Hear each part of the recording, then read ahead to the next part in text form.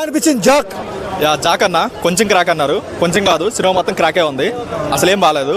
దీనికి జాక్ అని కాకుండా ఏజెంట్ 2 అని పెట్టుంటే మేబీ కొంచెం పబ్లిసిటీ అని వచ్చేదేమో. కంప్లీట్గా ఏజెంట్ షేడ్స్ అయితే మొత్తం కనిపిస్తున్నాయి. అండ్ మూవీ విషయానికి వస్తే మెయిన్గా చెప్పుకోవాల్సింది సిద్ధు యాక్టింగ్ గురించి. తన పర్ఫార్మెన్స్ తప్ప ఇంక సినిమాలో చెప్పుకోవడానికి ఏ ఒక్క పాజిటివ్ కూడా లేదు. స్టోరీ అయినా, స్క్రీన్ ప్లే అయినా, డైరెక్షన్ అయినా, బీజిఎం అయినా, లేదంటే సాంగ్స్ అయినా, లేదంటే సినిమాటోగ్రఫీ అయినా సరే. ఫస్ట్ హాఫ్లో చాలా సీన్స్ కూడా మొత్తం బ్యాక్గ్రౌండ్ మొత్తం బ్లర్ ఉంటుంది. అది ఎందుకు అలా పెట్టుకున్నారు? ప్రొడక్షన్ వాల్యూస్ కంప్లీట్గా అసలు ఏం లేదు, జీరో అసలు. అండ్ సెకండ్ హాఫ్ అసలు ఎటో పోతుంది. అసలు రైటర్ వాళ్ళు ఏమనుకొని సినిమాని స్టార్ట్ చేస్తారో తెలియదు, కానీ కంప్లీట్గా డిజాస్టర్ అవుట్పుట్ అసలు ఏం బాగాలేదు. సిద్ధు జొన్నలగడ్డ యాక్షన్ కూడా ఓవర్ యాక్షన్ అనిపించిన, డైలాగ్స్ కూడా ఓవర్ అయిపోయినాయి అంటారు, అది కరెక్టేనా? అంటే తను ఆల్రెడీ డీజెటిల్ ఫ్లేవర్లో అక్కడ అదే స్లాంగ్లో ఉండిపోయి మాట్లాడుతున్నాడు. సో అది కొంచెం రిపీట్ అనిపించింది. ఆల్రెడీ మనం చూసింది అనిపిస్తుంది తప్ప ఎక్కడ కొత్తగా అనిపించలేదు. ఒక రా మూవీ కావాల్సిన ఒక మెచ్యూర్ యాక్టింగ్ అయితే చేయలేదు అనిపించింది.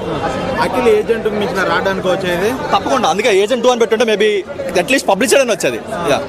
హీరోయిన్ కూడా పెద్ద ఇంపార్టెంట్ రోల్ ఏం లేదు, ఏదో పేరుకే వైష్ణవ్ చైతన్య పెట్టుకున్నారన్న, అది కరెక్టేనా? వాళ్ళు ఏదో కాంబినేషన్ కోసం పెట్టుకున్నట్టుంది. బేబీతో తను 100 crores గ్రాసు అండ్ తను డీజెటీలతో 130 crores గ్రాసు, ఇద్దరు కాంబినేషన్ పెట్టుకుంటే మంచిగా ఆడదాం అనుకున్నారు, కానీ కంప్లీట్గా ఇద్దరికి సెట్ అవ్వలేదు ఎందుకో. తన యాక్టింగ్ వరకు కొంచెం సెట్ అయినా సరే హీరోయిన్ కంప్లీట్గా అసలు డిజాస్టర్, తనది ఏం లేదు.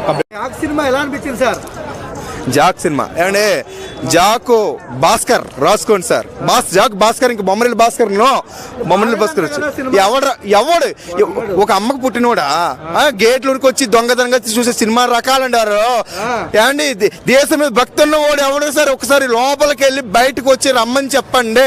వాళ్ళు మొత్తం అదిగో ఉడుకుతుంది అనమాట, ఒళ్ళు ఉడుకుతుంది.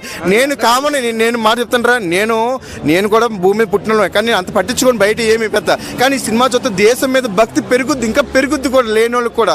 సినిమా చాలా బాగుంది కంటెంట్. అంటే సిద్ధు జొన్నలగడ్డ ఎప్పుడు చూసినా లవ్ రొమాన్స్లో అయ్యేనా అని అంటారు, కాదు. ఇందులో సిద్ధు జొన్నలగడ్డని చూస్తే నిజంగాను ఈ టైప్ కంటెంట్, ఒక రా కంటెంట్, ఒక పోలీస్ కంటెంట్ ఇందులో ఉంటుంది. నువ్వు ఏం చేస్తున్నావు అంటే నేను చూపిస్తాను అంటాడు. ఏ టైప్ అనుకుంటారు? మాటలు ఓవర్ యాక్టింగ్ ఉన్నాయంటున్నారు. ఇందులో ఓవర్ యాక్టింగ్ కనిపించలేదు నాకు.